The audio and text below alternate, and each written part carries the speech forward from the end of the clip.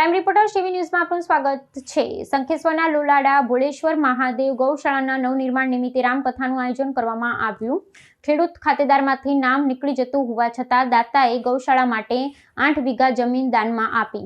વઢિયાર પંથકની તપોભૂમિ જ્યાં સંતો મહંતો અને સુરવીરોની ભૂમિ એવા શંખેશ્વર તાલુકામાં અનેક પ્રાચીન ઐતિહાસિક સ્થળો આવેલા છે। અહીં પાંડવો દ્વારા આ ભૂમિને પાવન કરીને લોટેશ્વર ખાતે ભીમસેન દ્વારા શિવલિંગ સ્થાપન કરી તે આજે લોટેશ્વર મહાદેવ તીર્થ તરીકે જાણીતું છે। તેમજ કુંવરધામનું નામ પણ ઐતિહાસિક પાને લખાયેલું છે।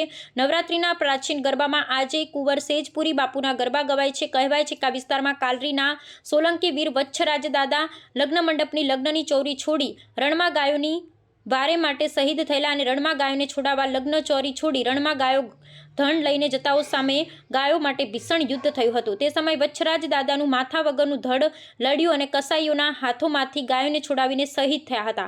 આજે રણમાં તેમનું મોટું તીર્થ સ્થાન આવેલું છે। એવી વીર વચ્છરાજ સોલંકી દાદાની તપોભૂમિમાં આવેલા ભોળેશ્વર મહાદેવ કાંઠે ગૌશાળાના નવનિર્માણ અર્થે લોલાડા ગામના નીતિનભાઈ ગૌસ્વામીએ તેમની પાસે રહેલી માત્ર 8 વીઘા જમીન હતી તે ગૌશાળા માટે દાનમાં આપી દીધી હતી।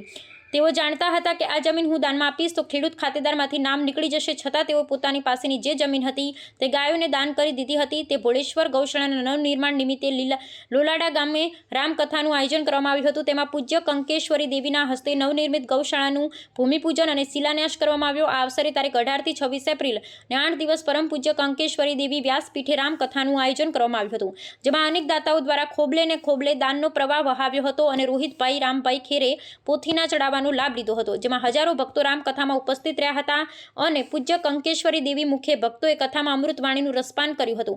તેમજ રાત્રિના સંતવાણી ડાયરાનું આયોજન કરવામાં આવ્યું હતું। તેમાં ગુજરાતના ખ્યાતનામ કલાકારો દ્વારા ડાયરામાં ભક્તોને સંતવાણીની મોજ કરાવી હતી। આ કાર્યક્રમમાં પાટણ, બનાસકાંઠા, સાબરકાંઠા જેવા અનેક જિલ્લાના ગામોમાંથી ભાવિક ભક્તો મોટી સંખ્યામાં ઉમટી પડ્યા હતા અને ગુજરાતના અનેક નામી અનામી મહામંડલેશ્વરો, સંતો, મહંતો, મહાપુરુષોની ઉપસ્થિતિમાં રામકથા યોજાઈ હતી। રિપોર્ટર ગુગાજી ઠાકોર।